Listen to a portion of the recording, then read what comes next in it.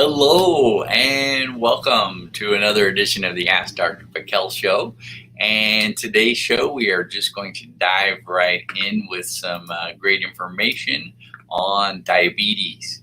So, kind of to explain a little more, I've had many patients who have been diagnosed with pre-diabetes, diabetes, and their common question, or the common thing they say to me, is their doctor said, hey, your blood sugar's high, take this medication. They didn't really explain a lot to them about it. And diabetes is a pretty known word, known term. You can hear, hey, someone has diabetes or someone has pre-diabetes.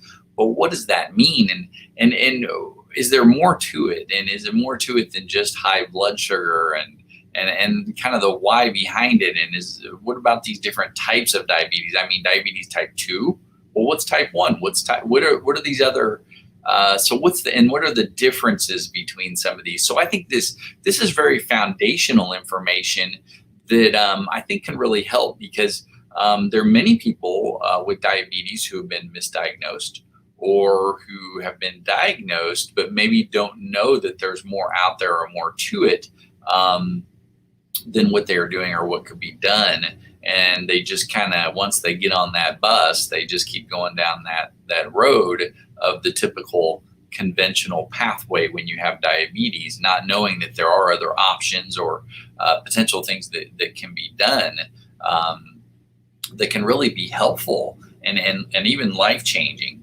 So let's get into this. Okay, so with diabetes, there are different types of diabetes, as you know, and let's start with the first one, which is diabetes type 1. So, and what is that about? So diabetes type 1, we'll see this a lot where children are born with diabetes, or sometimes it can happen later. Usually it starts as juvenile diabetes, meaning it shows up when you're a child. And what really is this? This is an autoimmune condition. This is where your immune system is attacking your pancreas, in particular what are called the beta cells of or the islet cells of the pancreas. This is where insulin is made.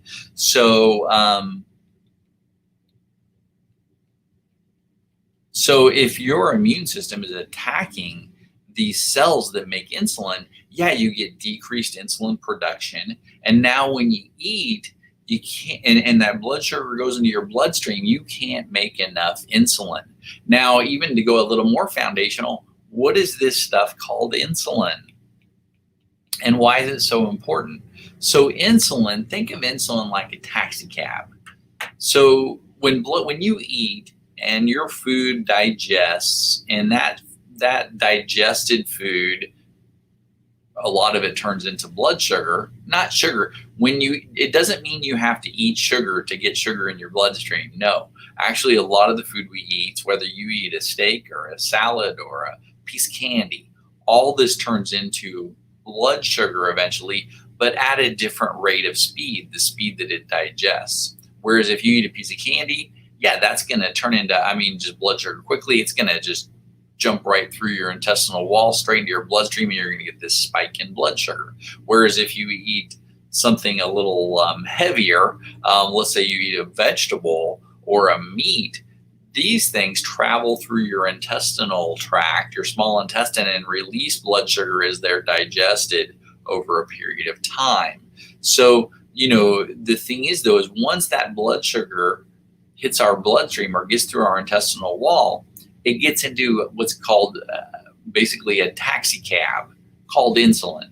And that taxi cab has to carry that blood sugar to your cells and dock on what are called the insulin receptors. And then the door opens and your blood sugar can go into your cell to help you make energy. So those are kind of the basics. So insulin is extremely important. So what happens if you don't have enough insulin? Well, that's like you don't have enough taxi cabs. Now you've got all this blood sugar. Everybody's waiting for a ride, but there's no one to take it to the cell. So what happens? You start to get blood sugar symptoms, especially low blood sugar symptoms, because if you can't deliver blood sugar to your cells, that can not only rob your cells of energy, but it can be dangerous, especially if your insulin levels drop really low. So most people who have diabetes type 1 are taking insulin shots, insulin pills potentially. So again, to raise up that insulin level because their pancreas can't do it. Doesn't have the cells to make the insulin very well, or many of them. Now, the thing about it, again, to understand this is an autoimmune condition. So, like other autoimmune conditions, has the pancreas been completely destroyed? Is it still making some insulin? This can be tested. You can run tests to say, hey, is my pancreas still making some insulin? And if it is, does it still have a chance? Maybe if I remove some things that are making the autoimmune condition worse, can this help me some rather than just letting the destructive process keep going? So, are there some chances if you have type 1 type diabetes? Possibly. Would you want to go off your insulin? No. Always consult your doctor before making any changes to medications or anything like that, because diabetes type 1 can be a dangerous condition to deal with, but there are some things to optimize blood sugar nutritionally, diet-wise, supplement-wise, things that can be done to help. So it's not just hey, I'm on insulin the rest of my life and this is my life and it's just going to get worse from here. No, there's possibly some options for you that could help along the way too. All right, so diabetes type 1,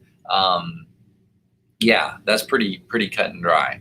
All right, so let's move on to what's another type of diabetes? Diabetes type 2. Okay, so diabetes type 2, this is the diabetes that, maybe you will see people who are maybe getting overweight. They're having to urinate frequently. They're having to, they're thirsty all the time, craving sweets after meals, tired after meals. Their blood tests shows elevated blood sugar levels.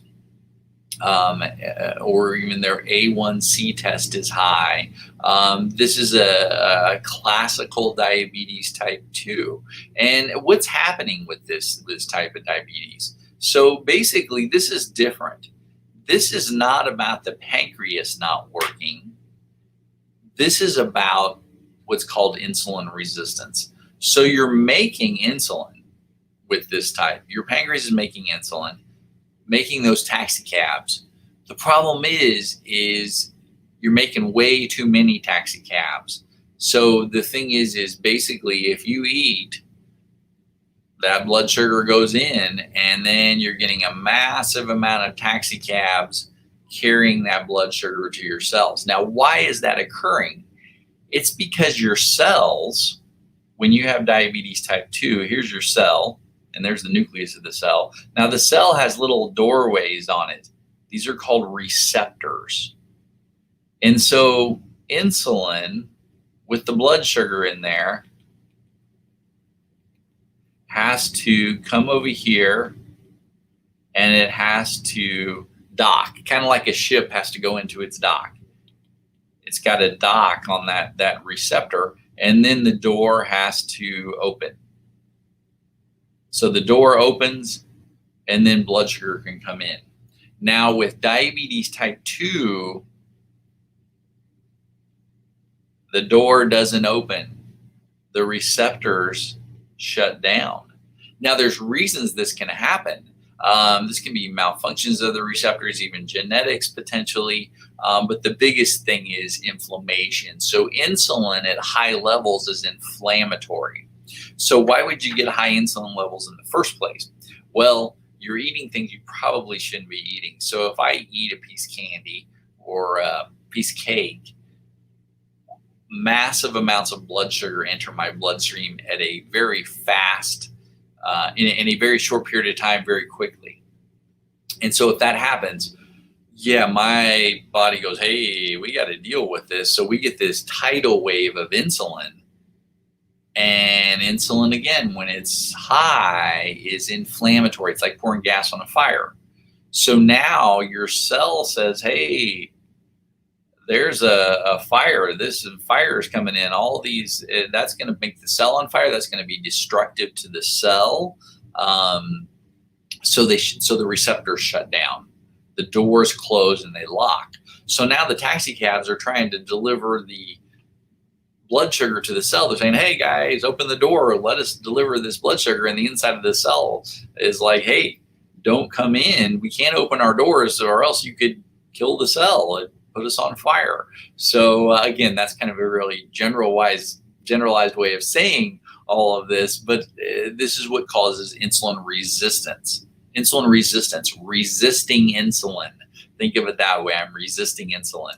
So what do I have to do? Make more and more insulin to hopefully squeeze some through the door. And so number one, I've got this massive amount of insulin floating around, which is inflammatory. Also, where's my insulin made? Pancreas. So if the pancreas is having to make a lot of insulin, is that kind of hard on the pancreas? Yeah, the pancreas, it's typically only supposed to make a certain amount per day, let's put it that way. But if it's having to make large amounts, what's going to happen? You're going to start to get fatigue of that organ. That organ's going to decrease its production. So now we've got a problem. So what happens typically is doctors will give you medications that will force the pancreas to make more. And it does make more insulin that way, and you'll just saturate that cell with insulin, and it will get some through the door, and you'll get some blood sugar into your cell. But what if you do that day after day after day? Well, eventually, if you're on those medications, does eventually the pancreas start to wear out and say, hey, I can't keep this insulin production up. You're forcing me with this medication, with the food you're eating to make these large amounts. Yeah, the pancreas after a while is going to give up. Now, from a conventional medical standpoint, it's thought, well, that's not a big deal because then we'll just inject insulin. So that's just part of this, right? No, you don't want to get to that point. When you inject insulin, there's no way to know exactly how much insulin the body needs. It's impossible. Only the body knows how much the insulin it needs. And if you inject it, you're usually bringing in too much, which again, pro-inflammatory. We get a lot of these glycated end products. And just kind of remember that word for future videos, these glycated end products, these leftovers from the blood sugar process that deposit in other areas and create damage and inflammation. So that's why diet plays such a big part with diabetes type 2, because you don't want these insulin surges. You have to eat things that don't cause your blood sugar to skyrocket and your insulin levels to skyrocket. And you've got to get the insulin resistance down. And over time, it can come down if your cells start to say, hey, the house isn't on fire all the time. We're not having as much problems. So their diet can play a part. There's supplements that can reduce insulin resistance. And also, exercise has a big part in reducing insulin resistance. So all these things can definitely really help with diabetes type 2. There's so much more on this topic that we could cover, but we just want to kind of get these basics in today. So where do we go after that? So we got diabetes type 1, diabetes type 2. Most people have only heard of those two. Think, okay, that about covers it. Well, actually, there is what's called diabetes type 1.5. Has anybody ever heard of that? Well, if you haven't, you're about to. So diabetes 1.5, very interesting. And I would say there's a big percentage of the population that have been diagnosed with diabetes type 2 who really have diabetes type 1.5. Now, diabetes type 1.5, it's actually fairly common, and this is actually an autoimmune condition.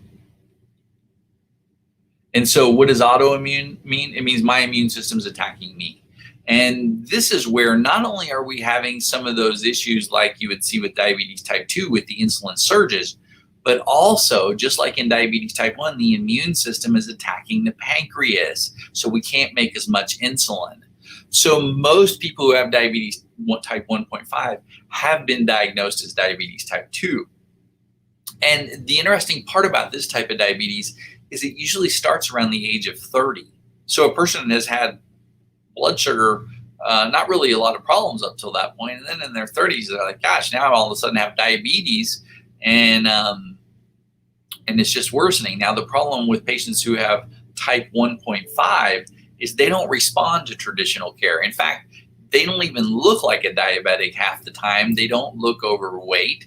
They may exercise, they may eat right, but their blood sugar is out of control. And it's like, gosh, they're doing all the right things. But they don't respond to the typical medical treatments for diabetes. So here's an interesting, in fact, I got this from the American Diabetes Association. Let me pull something up here. All right, so diabetes 1.5, or also called LADA, latent autoimmune diabetes in adults. So kind of interesting here, all the similar symptoms we're seeing actually we see more weight loss potentially with this, excessive thirst, frequent urination, blurred vision. So if you're not making enough insulin, yeah, you can go on that hypoglycemic side. Or if you're making insulin surges and your blood sugar drops, it surges and then it drops, that can give you these low blood sugar symptoms too.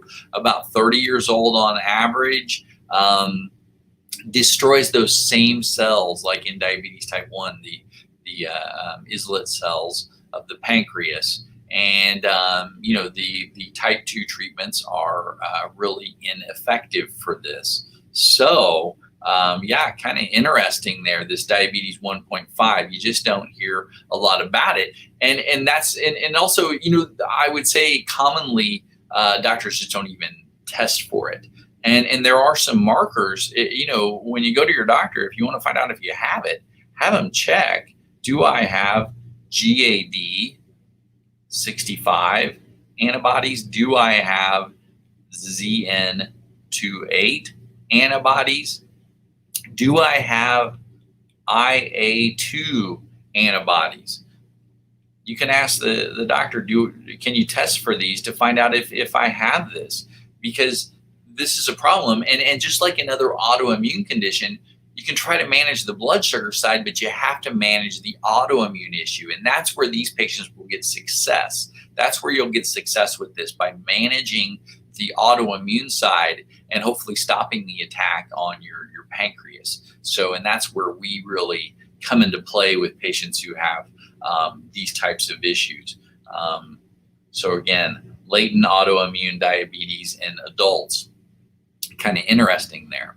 All right, so let's go on to the next one. Another type of diabetes, and most women have heard of this, gestational. My letter A, gestational diabetes. Okay, so this is usually the diabetes, of course, that will occur, not usually, always, the type of diabetes that will occur in pregnancy and develops during pregnancy. Now, sometimes this can occur when someone's getting pregnant and they're already overweight. They already have metabolic syndrome or insulin resistance and blood sugar issue, or even hypoglycemic. And the thing is this is critical. In fact, we're seeing more and more in the research about gestational diabetes and its effects on the baby, which is not good. So we don't want blood sugar surges, insulin surges during pregnancy, because this has an effect obviously on the mom, but even more so on the baby. In fact, some of the more recent research shows that this can increase the risk of the baby for having future diabetes.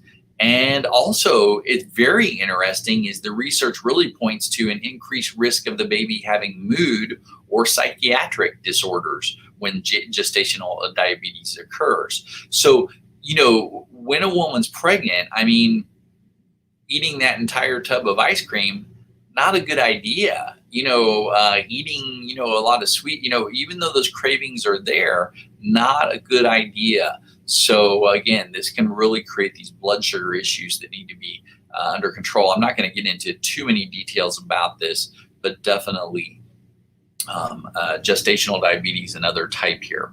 All right.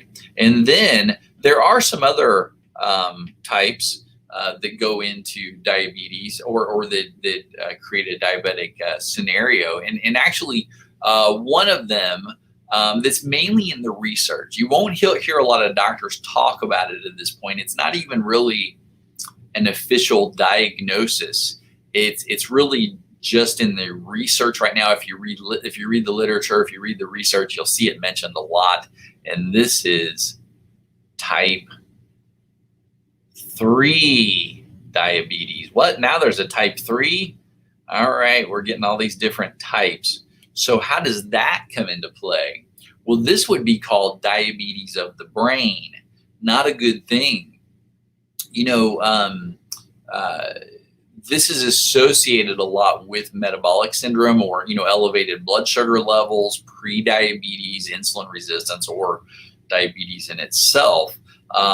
This, again, would be the high blood sugar types. So the thing to understand is the uptake of glucose or blood sugar to the brain is pretty critical. And,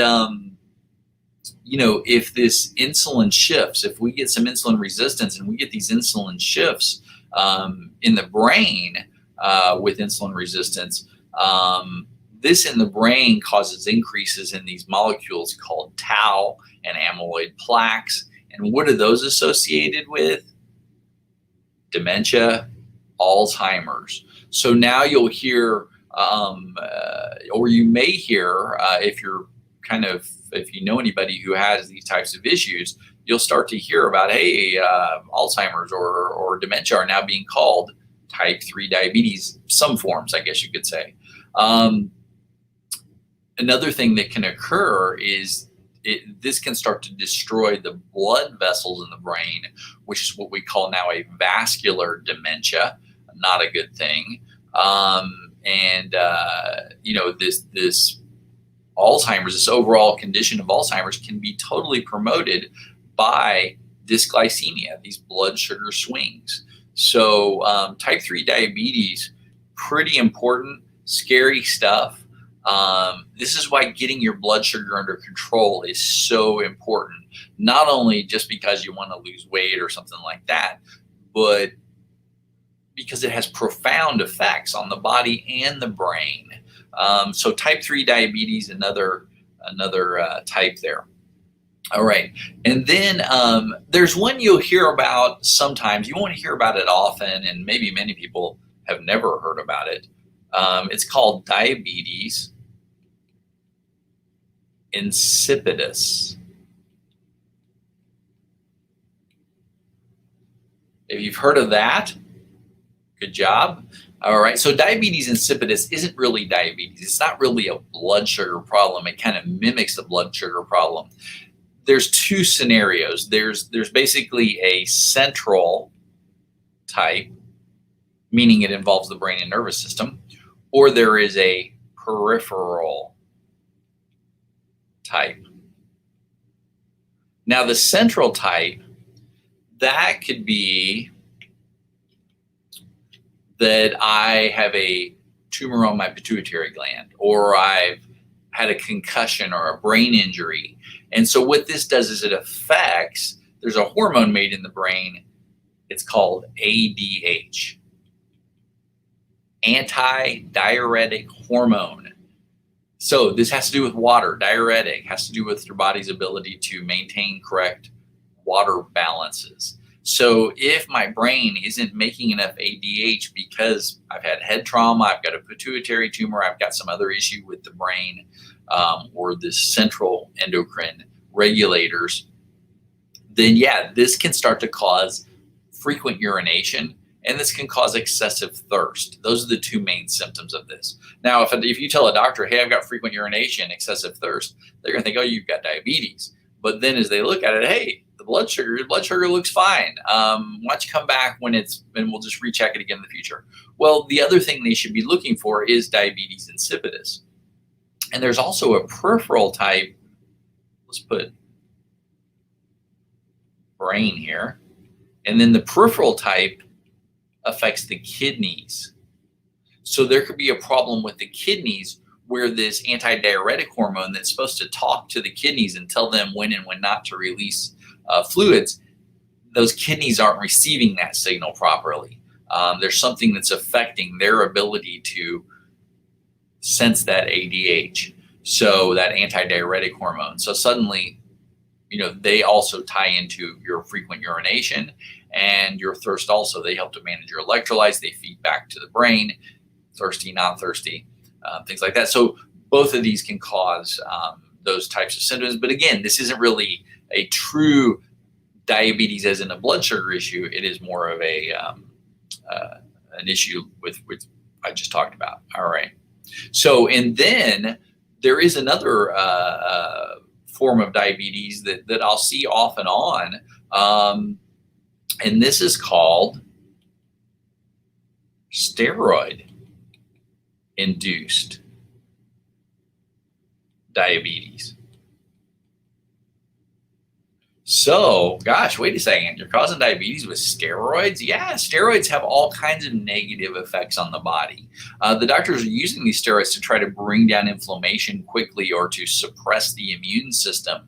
And but it has consequences because steroids, and that's why people can't be put on steroids for long periods of time. So if you're on steroids for a period of time, yeah, this has a direct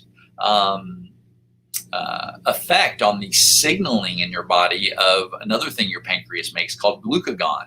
And if you mess up that signaling enough, yeah, you can start to get blood sugar symptoms. Now, the good part is a lot of times once people go off these steroids, this type of diabetes goes away, which is hopefully, maybe if you've been on them for a real long time, you could start to create maybe some damage. So, but it's a lot of times seen as more of a temporary diabetes. Still not good. All right. And then there are other, there's one more thing here that another type of, let's call it a type of diabetes that we could see, and we could call it, actually it is called this, secondary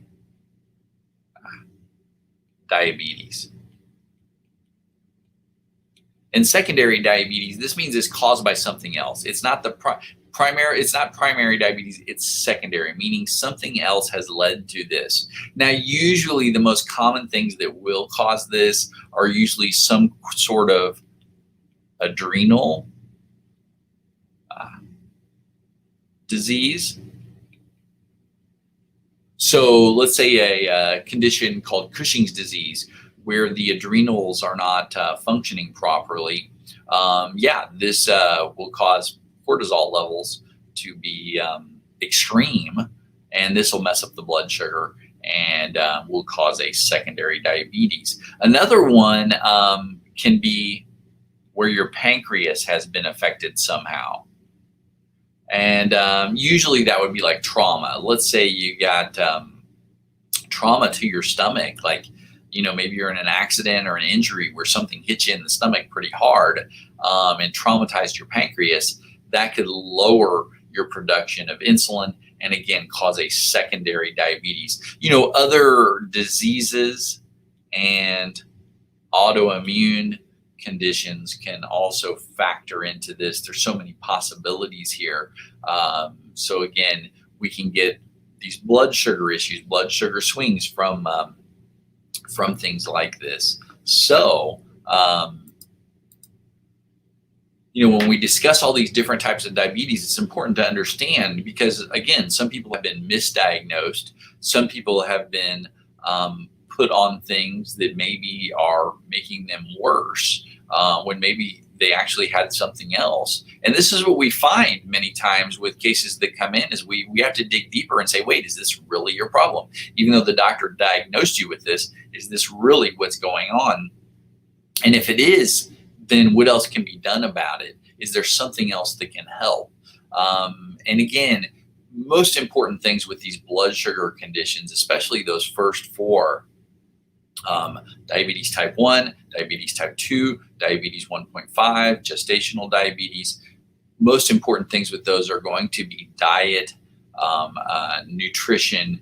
Um, uh, there's certain supplements that can help. There's other things that can help to try to deal with some underlying causative things that are creating inflammation in your body. It's just finding out what's underneath it all, what's driving it all, and how much can you be helped, how much can this be changed before this progresses, because diabetes is so damaging to the body. We don't realize how damaging it is until we get to a certain point to where it's already done the damage, and we're like, gosh, I wish I wouldn't have eaten that way. I wish I wouldn't have done that. So again, I think it's very important that we understand this condition, and we'll be talking more and more about this. So I hope everybody enjoyed today and enjoyed this topic.